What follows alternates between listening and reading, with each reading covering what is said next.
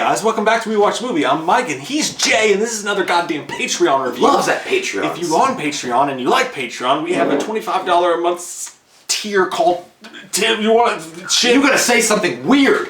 $25 will get you a fucking package that's called Immortality. Take it, it's yours. It's yours. Tiggs. Yeah. It's going to be yours. You can request a movie and we will fucking review it for you. Whether or not that movie falls within the category of the horror that we so much love now, it doesn't matter. We'll do it for you because we're monkeys. That's for the monkey dance. But we like it. Thank you, Adam Nodler, for requesting this review. You've been a friend of the channel for a long fucking time. We super appreciate it, dude. You're a great man for requesting such a wonderful movie. The movie that Quentin Tarantino said, fuck the police. Quentin Tarantino? Tarantino. It's the new Super Bowl snack. Get you some of them Quentin Tarantinos. It was called The Grindhouse. Theaters that played back-to-back movies featuring uncensored sexuality and hardcore thrills. Now, Tarantino and Rodriguez are bringing The Grindhouse. And Death Proof, you got Kurt Russell, man. You got fucking Snake Plissken. Call me Snake. You got Snake Plissken being a badass serial killer, basically using his car to mow down bitches he wants to have sex with, but he can only get off with his goo based on... That's what he says. Like, that's probably the only way sick bastard can shoot his goo. He wants to mow him down with his car. He takes pictures of them too. You get the Planet Terror about a bunch of zombies with Bruce fucking Willis too. They're stealing biochemical weapons. When the laws of science are broken, the last hope for humanity rests in the hands of a few. Hot ass fucking Rose McGowan as the lead badass girl that she is, taking down the zombies as well. Now, the interesting thing about this double feature and what makes it really unique and cool is that I'm gay. That Mike is gay, and it's not going to stop us from reviewing it. But it's one of those films though that this is the way that Rob Zombie should make his fucking movies. Yeah. Like he wants to do that fucking exploitation from the '70s kind of film, that kind of grungy kind of thing. When Quentin Tarantino and Robert Rodriguez took this on themselves to say, you know what, those great '70s exposition films, we want to make that a full-length double feature, kind of throw it back to those kind of days and have people have a good time in the theater. They did it in a way that actually gave you those feels. They're like, oh, fuck yeah, man, we did this right. Because it is right. So we also have, besides Tarantino and Rodriguez adding their significant talent to this double feature, there's Eli Roth that does there's fake trailers. So Eli Roth does his fake trailer. We have Andy Kaufman. We have Eli Roth. Rob Zombie does his own trailer. And just adding into it, man, it gives you that, like, again, what Tarantino was going for along with Rodriguez comes through full frontal in your face. I'm loving every minute of it, just like the song, and I had a great time. Now, talking about every minute of it. That's what I was going with. Another rainbow in the dark. I want to talk about Death Proof first because to me, I had the most fun watching Death Proof. Kurt Russell is an amazing actor no matter where you put him at and what kind of character he plays. He's always able to bring that character another step off the page. He was cast as a villain. I've never seen Kurt Russell as a villain before, and the first time I think in this movie he is a villain ever in his career, he does a fucking phenomenal job because he's still got that charming wit. You still want to just like tell you songs with his banjo and like hang out with you, but at the same time he'll knife you in the fucking ear and he's happy about it. He'll laugh at that same laugh that he has that just brings kids and children in. Yeah. That like he just does his laugh and you're like, oh man, I want to be your friend, but then I fucking hate you. Like, he had all that in spades. Jay's boner strength is strongest. It is so for Kurt far Russell than it is for any man. I can tell you this. Like, I'm his best friend. The boner right now is like the character he played in Guardians 2, Planet Ego. It's huge. Huge. So huge. But now that's Kurt Russell. I love Kurt Russell. Kurt Russell, no matter what, gets a 10. He's a 10 in this movie, no matter how he goes. 10. You know what old Jack Burton always says, give me a 10 and tell him the checks in the mail. Yeah. Now, let's talk about the other actresses in the film. No. I don't remember who they were. Maybe I want to talk about something else. Maybe it's my time to talk. We're going to get to your time to talk. What do you think about Kurt Russell? Just do the whole thing. What do you think? You do sound like one of those old drunks I'm just fighting by a jukebox. Let's just do the whole thing. Why am I even here? Just do the whole thing. Why am I even here? What do you think about? I'm kidding. What do you think about Kurt Russell? No, you know what? Russell of Kurt. You said it best, brother. Well, go ahead. Give me your 2 cents, bitch. You are that guy. You're that guy sitting by the jukebox listening to Randy Jackson. Listen. I mean, we can't like go through like normally we go through like beat by beat of the whole entire movie. We're doing two movies in one here. It's too big. That's what she said, brother. That's what she said. I know to it. everyone else. I opened the door, but me. But dude, the Quentin Tarantino's half of it with Death Proof. Like, there's something about Quentin Tarantino's movies that he does, though, right? Like, you're gonna get fucking like nonstop goddamn dialogue. it's great though. Typically, but with this, I just found like it was just like You thought it was too heavy-handed. because you got two different groups of girls, and we have to go through the long dialogue scenes with each of them. And for Quentin Tarantino, I didn't love the lead up as much. Like, I didn't like the characters as much. I didn't find them that interesting. They're just woo girls who like to party and get fucked up, and I like that. But I don't need to hear them talk about who they're gonna fuck. There's for 42 goddamn minutes. I want to know who they're gonna fuck. Are they gonna fuck Randy or Josh? And then you have Kurt Russell really saving that film at that point. Like he is fucking bringing the thunder and the lightning before the thunder. I know. I can't help it. His name is Stuntman Mike, and that's what he goes by. Stuntman Mike. He wears an icy hot jacket, and that's fine. But he has no shame in it whatsoever. You own it. He was like, there's a lot of things you can get at a bar. Nacho Grande, virgin pina colada. And that's what I'm working up to big and interesting conversations. And you're listed as a guy. You're like, I'll go home with you. every word he says, you fucking hit Yeah. on. And then when he goes out and he tells that girl that poem that he's supposed to read to her so she can do the lap dance. He does it so magically, man. It's like Snake Plissken fucking beats Jack Burton combined into one, and how can you resist it? If I was her boyfriend, I'd be like, I'm fucked. If you notice, the Big Trouble in Little China tank top is hanging up in the background of the bar. I never know. That's badass. It is. And also, if you notice, he has the scar on the same place that Snake Plissken has the eye patch in the fucking movie. So if you want to get fucking crazy, if you want to get fucking nuts, you do some fan theory shit there. There is a ton. We're not going to go into each one, but there's a ton of tie-ins to Tarantino movies and other movies. And John Carpenter was actually supposed to score Planet Terror, but for whatever reason he didn't. Whatever, look, they had enough talent to fucking buoy this thing to the next year, or for the next 10 years. I think the best scene is the girl asks for a ride, right? And he gives her a ride or whatever. Rose McGowan. Yeah, and basically he's like a creepy older dude, and he's like kind of hitting on these younger girls or whatever. And then you've got the striptease scene, honestly, which Jesus, jumping Joseph. I don't like that because they got it too hard. They got it too hard. After that, you just go straight to Taco Bell and you call it a night. Rip the pants. Can't get no better. Rip the pants. that scene's amazing in itself, but. The way he talks and the way he delivers dialogue is amazing. But he takes this girl home, and I love when she's getting in his car. She's like, said something like, "Well, you didn't ask me to give you a ride home," and he's like, "First off, I didn't ask you. You asked me for a ride, he's badass. and I'm sober as fuck. So everything you say about me, I have a retort to." But he puts her in the car or whatever, and when he puts her in his stunt car, and there's like no seat or whatever, and it's all fucked up.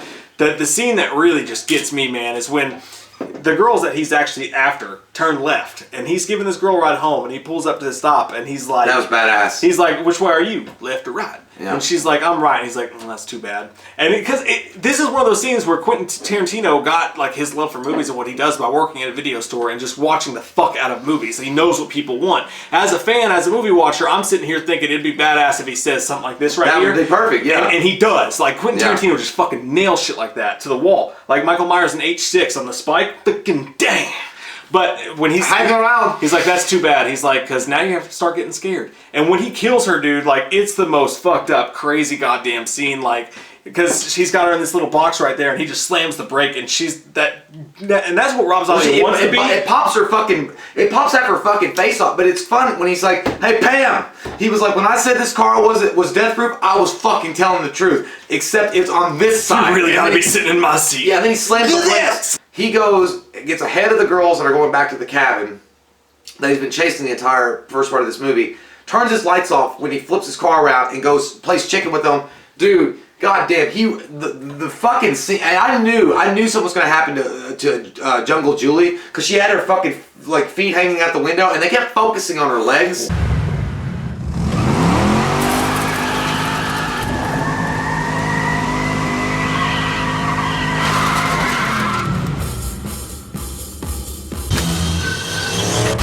Like, you see the leg fly the fuck off. You see this one girl get the fucking, like, wheel to her face. Yeah. God damn, man. He shot it so... And he didn't have to linger on it, because he could just show it really quick. The way it stops and redoes every single person's death. It was... Dude, it's like a movie that just knows exactly what the fuck you want. I could have been fine if it ended there. Oh yeah. I would have been perfectly fine with it. But we have to go into episode 2. And basically what happens in episode 2, and it's not episode 2, but it's very episodic the way that the movie goes out. But this is where I dragged down a little bit, because like all this, you finally got like the crazy payoff. You saw what was going to happen. He's in the hospital. You get the great dialogue from the sheriff, as only Quentin Tarantino can do. And then you're introduced to Rosario Dawson and those chicks or whatever. She's hot too, though. Like I just went through these 4 girls in a car talking about who they're gonna blow and where they're gonna party, and I'd be the same way if it was like some fucking frat guys talking about what chicks they're gonna fuck. If they focused on Eli Roth and those characters both times, I'd have been just as annoyed. But like now we have a new group of girls, and we have to listen to them fucking talk about nothing for forever. And again, typically when Quentin Tarantino has people talk about nothing, it's fucking fascinating. But when they actually go and they test drive the car from the guy, the sugar water guy. By the way, I'm just gonna say that the sugar water guy, he was the guy in Grandma's Boy was like, "Eat it, whore." He looks like the guy from Men in Black. He's like, "Sugar water." That's just the way he looks. But when they borrow the car from him, and you actually find out that they're badass stunt chicks, and like she's riding on the hood and doing all, then I got really interested in him. Cool. Like I found him fascinating, and the way, and Zoe Bell was actually the stunt double for oh my God, for Uma Thurman in Kill Bill. So it's really cool that she got that role. And the way they did that whole scene was fucking fascinating. And then I got really interested. It was the stuff before that about them being models and finding that Italian Vogue and all that. I didn't like the fact that fucking Kurt Russell went over there and smelled her feet and like licked it and shit too. That was weird. Like, what are you doing, Kurt? And he threw his keys like, "Oh, where's my goddamn keys? Oh, there they are." He goes and terrorizes these poor girls test driving this car and fucking running them off the road, and he thinks he killed one of them eventually at the end of it, and he's like, he starts laughing, he's like, "That was a lot of fun, right?" And then they start shooting, he's like, "Oh fuck," so you have a gun? And then the tables turn and they chase him. They chase old fucking badass Kurt Russell down with their fucking car. I thought that was his best acting. That was great, man. Dude, when he was screaming, it's like, I was talking to you about this earlier, but when he was in the car and he was like by himself and he was like, "Oh no, please, why me?" And he was like pouring the shit on his arm and he was screaming no. I was like, that's exactly what it's like when you pull up to the building at work on Monday morning.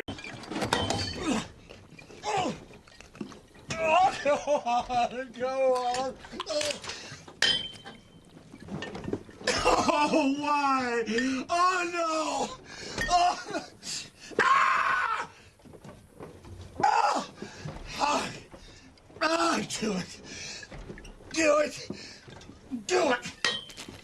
See, that's where, you know, the Tarantino kind of turns the movie on its head, because he wants these girls to be vicious and fierce. That's what he was going for. And empowered. And empowered in the second half of this movie, because in the first one they all just kind of died the way that you would think they were going to die based on this serial killer played by Kurt Russell, but or Stuntman Mike. But then they turn the tables on Stuntman Mike, and Stuntman Mike becomes more of a bitch than they were for sure, and he's crying and he's whining and he's begging for his life. That's where it's interesting. Now, I know what he was going for, and I appreciate what he's going for, and cinematically it looks great. Personally, though, I was hurt like a flower. Because it's Kurt fucking Russell. He shouldn't be screaming and crying like that. Like, "God, it hurts. No, I don't." She was like, "Stop." I was in mid-stroke. Stop. I was almost there. And then it got interrupted. But yeah, but either way, it was different, and it's interesting to see actors that are portrayed as a certain kind of archetype in Hollywood play opposite of that role and do this kind of, "I'm injured and I'm kind of a wuss. I inflict this pain on others, but I can't take it." So they chase his ass down, and ultimately they whoop his ass. They end it in a very... How weird was that roundhouse kick scene? I would like that. But then they smushed his shishmorskins. They smushed his face in with that drop kick. I know, I saw that. Goo! That was like, "Finish him. Fatality." But yeah, it was a cool ending to it. But you know, that's it. That's it in a death-proof shell. Like that's it. So on Death Proof though, I give it an 8.5. As much as I didn't like the overdrawing of the dialogue, just because this is one of the few Tarantino dialogues about nothing that I didn't love.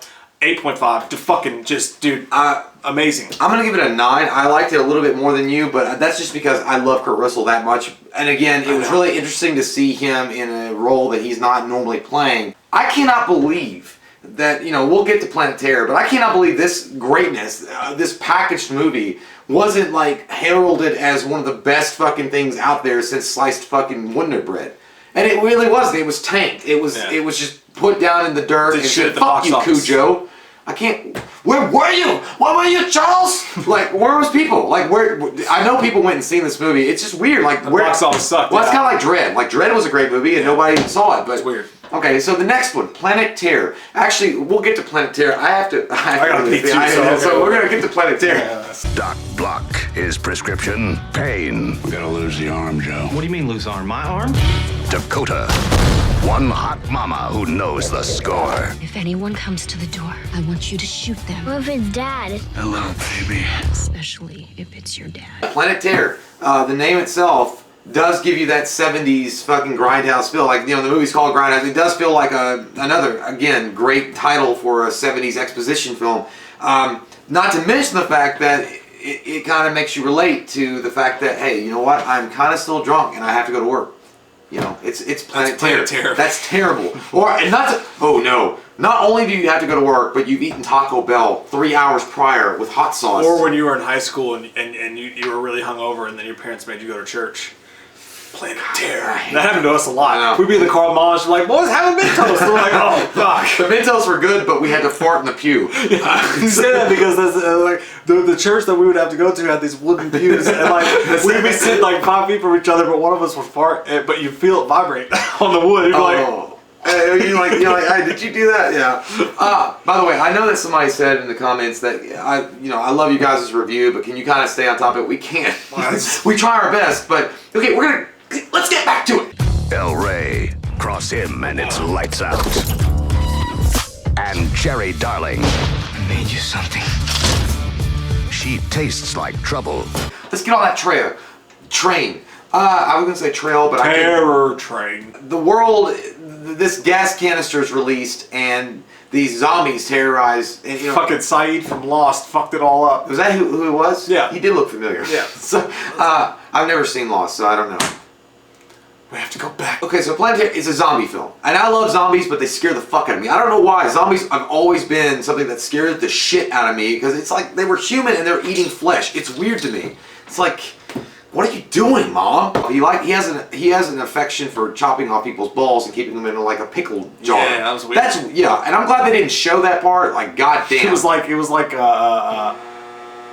fuck you, you die. But it's funny because Bruce Willis, being Bruce Willis, badass that he is, with majesty, he just walked in like, smells like Tic Tacs. Like, he didn't give a fuck. God damn it, Holly. He's like, hey, just mind your own fucking business about Holly.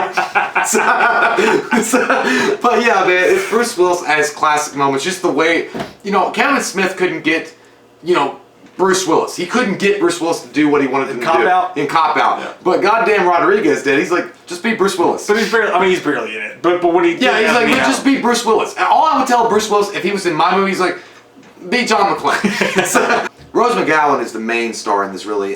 She's a go-go dancer. Who cries. Yeah, who cries on stage. Like every stripper does. Yeah, that's the worst, by the way, when you go to a strip club. I see her cry, I'm like, I get it. You're having a good time, and she's like, I don't want to do this. I have children. I'm like, I know, I don't want to be here either. What am I doing? I know, I just wanted a boner, and now I realize we're both having bad nights. Yeah. So, do you want a 5? But anyhow, she works as a go-go dancer or whatever, and the club owner is actually really funny. Like he's like, I will fire that ass, but I like looking at that ass. And she's like, I'm really gonna quit. He's like, okay, well, fuck you. And then she's like, here's this, and here's my severance. And she walks out because she's like, I've had enough of this shit. And she walks out and goes to JT's barbecue. Fucking dude. And JT, that's Jeff Fahey. Jeff Fahey. You know what? I know. Underrated as fuck. I know. Steely eyes. Love that guy, man. And the thing about grizzled, white-bearded, beautiful son of a bitch. He could be in Dos Equis. He could be the Dos Equis guy. He should be. Planet Terror. And he plays. He's obsessed with his fucking barbecue sauce. Yeah, he's JT, man. You gotta respect him, man. He loves it. At one point, they're all running away from fucking zombies, and one guy's like, I'm gonna stay behind and save everybody's life. And he was like, get the coleslaw. You can't have a barbecue with that fucking coleslaw. That's what JT is, man. JT in this film, as played by Jeff Fahey, is all about that sauce boss. He wants to make sure his barbecue is the best in Texas. Man, the whole thing is shot really well. I mean, there are moments because something really crazy is coming on because it ratchets things up. Michael Bihn's in this. Michael Biehn, also fucking Fergie is in this. Look at Jesus God, motherfucker! It makes you mad. You are now rocking with Will.i.am and Britney, bitch. It's like, it had that was fucking disappointing. I know. I didn't want to go far into Upset it. now. But Fergie's in it. By the way, Big girls don't cry. seriously, I don't know what the name of the song is or anything, but just Google Fergie / video. Just do it. She's smoking, dude. Just fucking do it. It's not fair that Trust girls fucking like that me, exist. Motherfucker. Anyways, she dies way too soon. She's great. She's Michael Michael Biehn's in this. Fucking Tom Savini has a great fucking. Tom role in Savini's this. great, man. There's so many Tom Savini. Fucking dude, how can we forget it?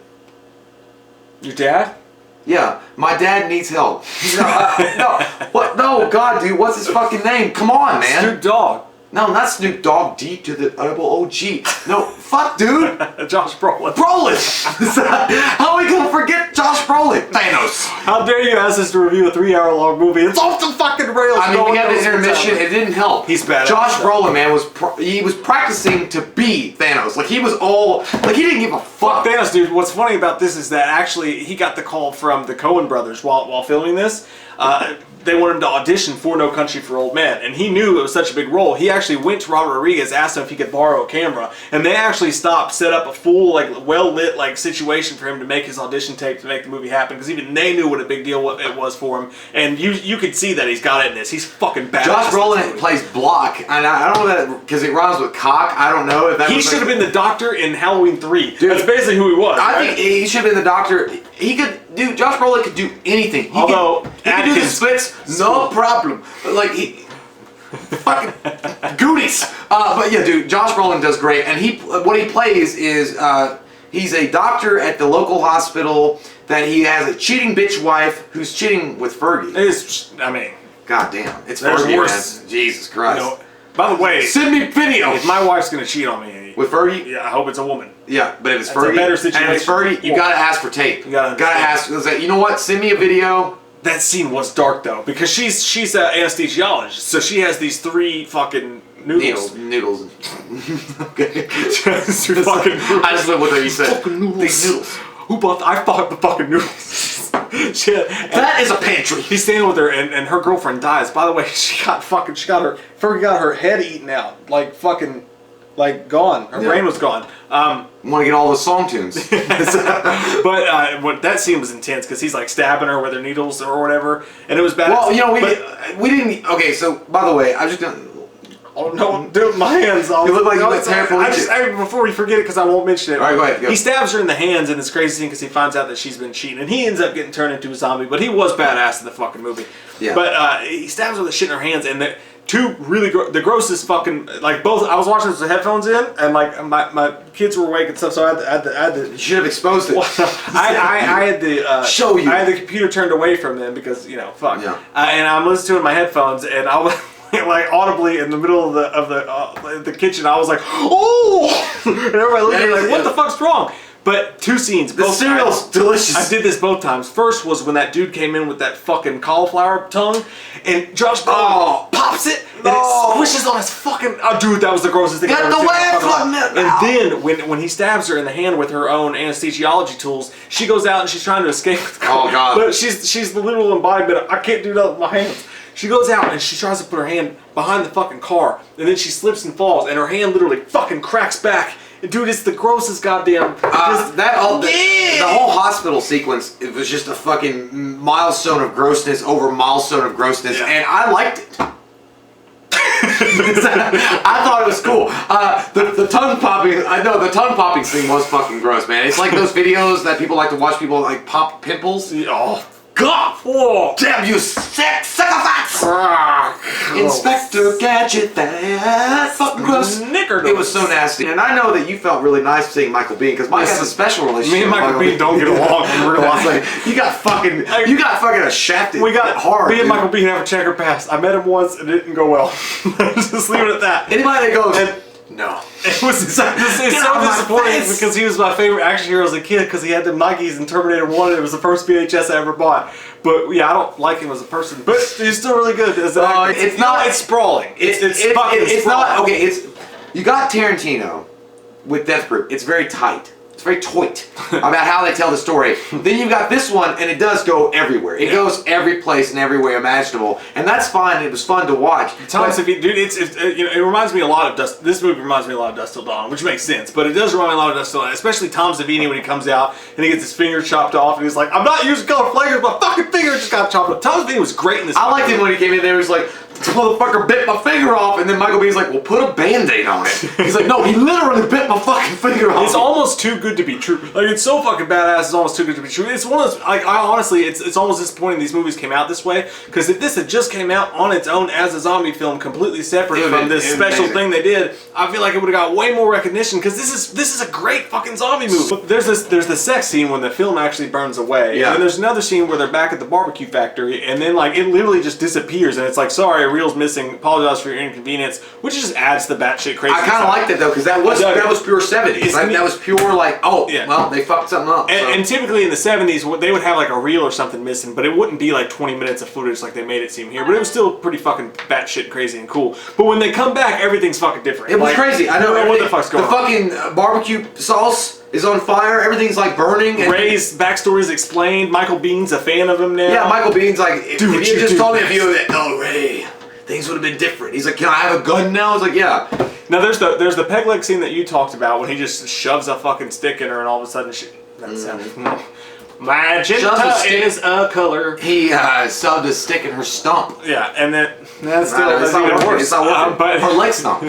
There's that scene that's batshit crazy, and when I really went off the rails, not like, I mean, I didn't care, but when I was just like, oh, this is just fucking, now we've gone full blown, is when they're going to make their escape, and Ray's like, you got your car, you got your van, you got your tank, whatever, and he's like, how about this? And she's like, goes 0 to 50 in 4 seconds, and it's a fucking like moped tricycle, and he fucking drives. I gotta give him credit, man. He bought into it whole. But why? It was stupid. You're making a fucking dirt bike.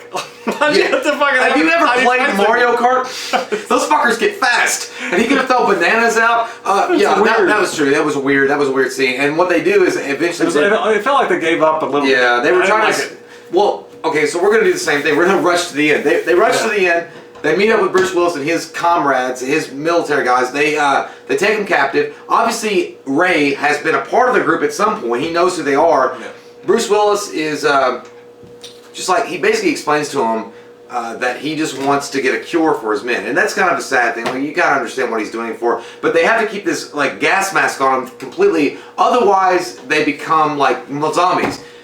This is also a cool scene that you see Quentin Tarantino, and probably one of the nastier scenes in it. Quentin Tarantino's in this, and he does play like the douchebag that he does well in Dusk Till Dawn. He plays the same thing. He wants to take Rose McGowan downstairs and basically rape her. Rose McGowan fucks him up, but then she stabs her fucking leg into his eye. His balls start falling off. They start liquefying, melting. They start melting off his fucking like goddamn legs, and the one guy's like, put your mask on, goddamn, and he's like, oh no, fuck it, I gotta make this quick, while his balls are melting. They're melting in the snow, my son, and like, it's the, oh my god, it's time to turn back now, Mac. And when they confront Willis down in the basement, you know, he explains that he was the guy that killed Bin Laden, and instead of him getting medals and shit, they gave him like fucking gas. So whatever. They kill him because, you know, they can't let him live because he's crazy. They all are going to get out on the fucking airplane, or the helicopters that are outside the base, and whoop all the fucking army guys left. Basically, the cover that you get with Planet Terror with her having that gun, that does come eventually. Again, it's like Ray has like a Transformer girlfriend. He's like, I could just stick these new parts on you and it just adds a new toy. He's like, I got this. Boom. Become who you are, the man.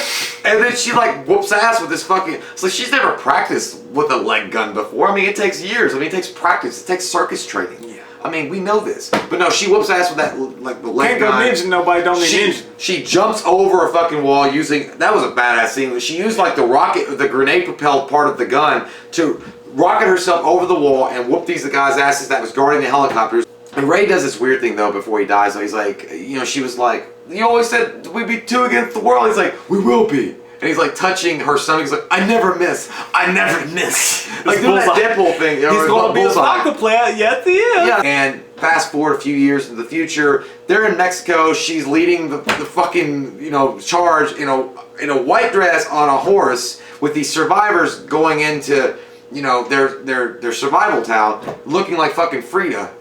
Fucking Selma Hayek, Frida. Fly like a fly. Looking like the Madonna new album. So that's how it ended.